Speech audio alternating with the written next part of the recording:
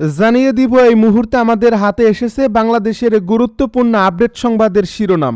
শুরুতেই থাকছে হাদি হত্যা, ফয়সালের ব্যাংক হিসাব নিয়ে নতুন নির্দেশনা। এবারে জানিয়ে দিব অনুদানের লক্ষ্যমাত্রা পূরণ, এখন শুরু আসল লড়াই বলছে তাসনিম জারা। এবারে থাকছে দেশে ফিরতে আজ লন্ডন ছাড়বেন তারেক রহমান, নিশ্ছিদ্র নিরাপত্তার ব্যবস্থা। এদিকে ঝিনাইদহ 4 আসনে বিএনপির প্রার্থী হচ্ছেন রাশেদ খান। সব শেষে জানিয়ে দিব আনন্দ র্যালিতে গিয়ে বিএনপি নেতার মৃত্যু। এতক্ষণ শুনছিলেন হাতে থাকা আপডেট সংবাদের শিরোনাম, এবারে বিস্তারিত। তবে তার আগে অনুরোধ রইল ভিডিওটিতে একটি লাইক এবং কমেন্ট করে জানিয়ে দিন ভিডিও সম্পর্কে আপনার মূল্যবান মতামত। আরও জানিয়ে দিন ভিডিওটি কোথা থেকে দেখছেন বা কোন জেলা থেকে দেখছেন। হাদি হত্যা, ফয়সালের ব্যাংক হিসাব নিয়ে নতুন নির্দেশনা। ইনকিলাব মঞ্চের সাবেক আহ্বায়ক ও মুখপাত্র শরীফ ওসমান বিন হাদি হত্যা মামলার প্রধান আসামি ফয়সাল করিম মাসুদ ও তার স্বার্থ সংশ্লিষ্ট ব্যক্তিদের 8টি ব্যাংক হিসাব অবরুদ্ধের নির্দেশ দিয়েছেন আদালত। মঙ্গলবার ঢাকার মহানগর দায়রা জজ ও সিনিয়র বিশেষ জজ আদালতের অবকাশকালীন বিচারক মোহাম্মদ আবদুল্লাল মামুনের নির্দেশ দেন। হাদি হত্যা মামলার তদন্ত কর্মকর্তা ডিবির পরিদর্শক ফয়সাল আহমেদের আবেদনের পরিপ্রেক্ষিতে তিনি এ নির্দেশ দেন।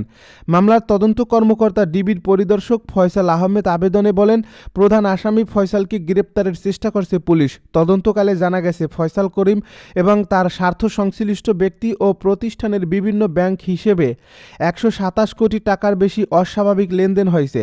পাশাপাশি অভিযুক্ত ফয়সাল করিম এবং স্বার্থ সংশ্লিষ্ট ব্যক্তি ও প্রতিষ্ঠানের বিভিন্ন ব্যাংক হিসাবে প্রায় 65 লাখ টাকা রয়েছে। এসব অর্থ কোথা থেকে এলো, কিভাবে এলো তা তদন্তের প্রয়োজন রয়েছে।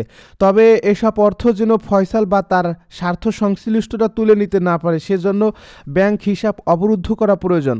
ত্রয়োদশ জাতীয় সংসদ নির্বাচন ও গণভোটের তফসিল ঘোষণার পরদিন 12 ডিসেম্বর ঢাকার পুরানা পল্টনের বক্স কালভার্ট রোডে একটি চলন্ত মোটরসাইকেল থেকে রিকশায় থাকা হাদিকে মাথায় গুলি করা হয়।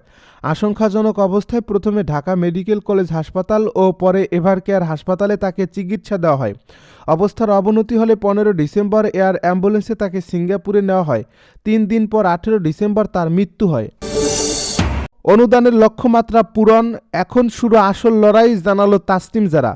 নির্বাচনী ব্যয় মেটাতে প্রায় 47 লাখ টাকা অনুদান সংগ্রহের লক্ষ্যমাত্রা 29 ঘন্টায় পূরণ করছে বলে জানিয়েছেন জাতীয় নাগরিক পার্টির মনোনীত ঢাকা 9 আসনের এমপি প্রার্থী এবং দলটির সিনিয়র যুগ্ম সদস্য সচিব ডাক্তার তাসনিম জারা।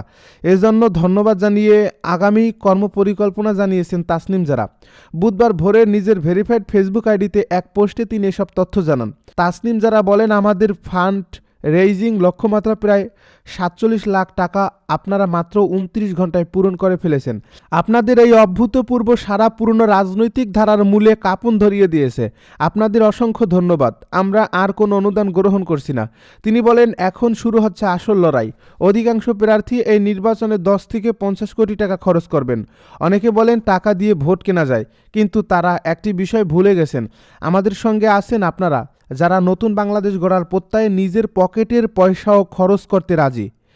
এই এনসিপি নেতা আরও বলেন, হিসাব খুব পরিষ্কার। ঢাকা 9 আসনে প্রায় 5 লাখ ভোটার।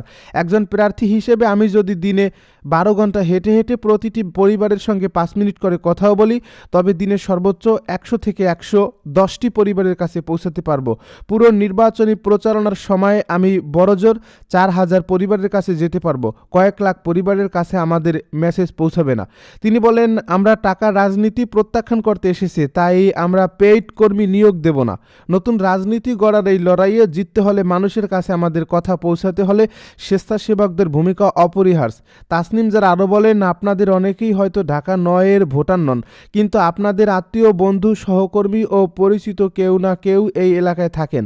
একজন পরিচিত মানুষের একটি কথা অনেক সময় পোস্টার, ব্যানার বা টাকা খরচ করা প্রচারণার চেয়ে অনেক বেশি কার্যকর হয়। আমি এই ক্যাম্পেইনে নিয়ম মেনে পোস্টার লাগাইনি, অন্য প্রার্থীরা লাগিয়েছেন। এই অসমতা কাটাতেও আপনার একটা ফোন কল সাহায্য করতে পারে। দেশে ফিরতে আজ লন্ডন ছাড়বেন তারেক রহমান, নিচ্ছিদ্র নিরাপত্তার ব্যবস্থা।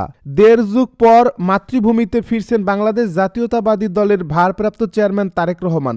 যুক্তরাজ্য সময় বুধবার সন্ধ্যায় লন্ডন ছাড়বেন তিনি। সব ঠিক থাকলে বৃহস্পতিবার দুপুর 12টা নাগাদ পা রাখবেন দেশের মাটিতে।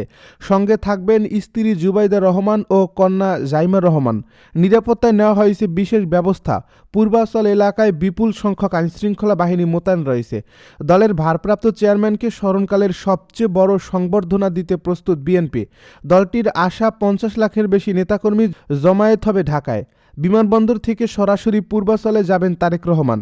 সেখানেই তাকে স্মরণকালের স্মরণীয় সংবর্ধনার প্রস্তুতি নিচ্ছে বিএনপি।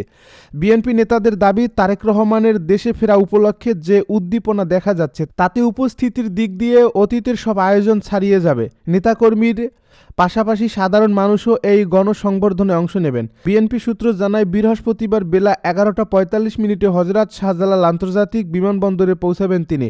বিএনপির ভারপ্রাপ্ত চেয়ারম্যানের প্রত্যাবর্তন উপলক্ষে রাজধানীর কুড়িলের পূর্বাঞ্চল হাইওয়ে এক্সপ্রেস এলাকায় গণসংবর্ধনার আয়োজন করছে দলটি।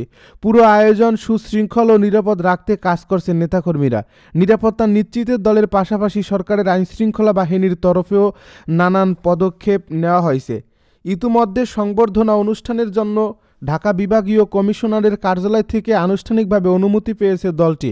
মঞ্চ নির্মাণের কাজ প্রায় শেষ পর্যায়ে। দফায় দফায় দলটির শীর্ষ নেতারা অনুষ্ঠানের স্থল পরিদর্শন করছেন। প্রসঙ্গত, 1-11 সরকারের সময় 2008 সালে কারাগার থেকে মুক্তি পেয়ে সপরিবারের যুক্তরাজ্যে যান তারেক রহমান।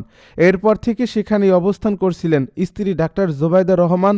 কয়েকবার দেশে এলেও তারেক রহমান দেশে ফিরতে পারেননি। ঝিনাইদহ 4 আসনে বিএনপির প্রার্থী হচ্ছেন রাশেদ খান। ঝিনাইদহ 4 আসনে বিএনপির প্রার্থী হচ্ছেন গণ অধিকার পরিষদের কেন্দ্রীয় সাধারণ সম্পাদক রাশেদ খান। মঙ্গলবার দিবাগত রাত 2টা 16 মুঠোফোনে রাশেদ খান এই প্রতিবেদককে বিষয়টি নিশ্চিত করেছেন। রাশেদ খান বলেন, মঙ্গলবার রাতে গুলশানে বিএনপির অফিসে আলোচনা হয়েছে। সেখানে বিএনপির স্থায়ী কমিটির সদস্য সালাউদ্দিন আহমেদ, খুলনা বিভাগীয় ভারপ্রাপ্ত সাংগঠনিক সম্পাদক অনিন্দ ইসলাম অমিত, ঝিনাইদহ জেলা বিএনপির সভাপতি এম এ মজিদ উপস্থিত ছিলেন। সেই আলোচনায় তিনি ঝিনাইদহ 4 আসনে বিএনপির প্রার্থী হচ্ছেন এটি জানানো হয়েছে। তিনি বলেন, বিএনপির ভারপ্রাপ্ত চেয়ারম্যান তারেক রহমান ঝিনাইদহ 4 নির্বাচনী এলাকায় নির্বাচনের আগে জনসভা করবেন। এই শর্তে তিনি ঝিনাইদহ 4 আসনের প্রার্থী হতে রাজি হয়েছেন। খুব শীঘ্রই ঘোষণা দেবে বিএনপি। বিএনপির প্রার্থী হলে গণ অধিকার পরিষদে থাকছেন কিনা এমন প্রশ্নের জবাবে রাশেদ খান বলেন, হ্যাঁ, সবই থাকব, আল্লাহ ভরসা। রাশেদ খানের বাড়ি ঝিনাইদহ সদর উপজেলার মুরারিদহ গ্রামে। ওই গ্রামের নবাব বিশ্বাসের ছেলে তিনি গণ অধিকার পরিষদের কেন্দ্রীয় সাধারণ সম্পাদক হিসেবে দায়িত্ব পালন করছেন।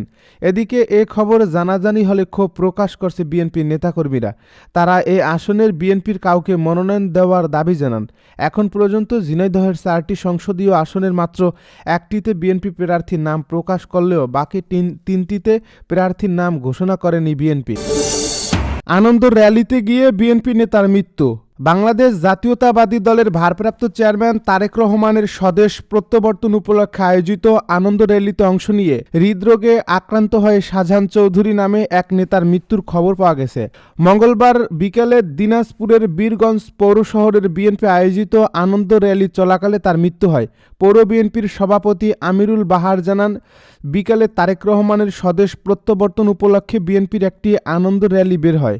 এই র্যালিটি থানা মার্কেট অতিক্রম করার পর হঠাৎ হৃদরোগে আক্রান্ত হয়ে রাস্তায় লুটিয়ে পড়েন শাহজাহান। তাৎক্ষণিকভাবে তাকে উদ্ধার করে উপজেলা স্বাস্থ্য কমপ্লেক্সে নেওয়া হয়। সেখানে চিকিৎসক তাকে মৃত ঘোষণা করেন।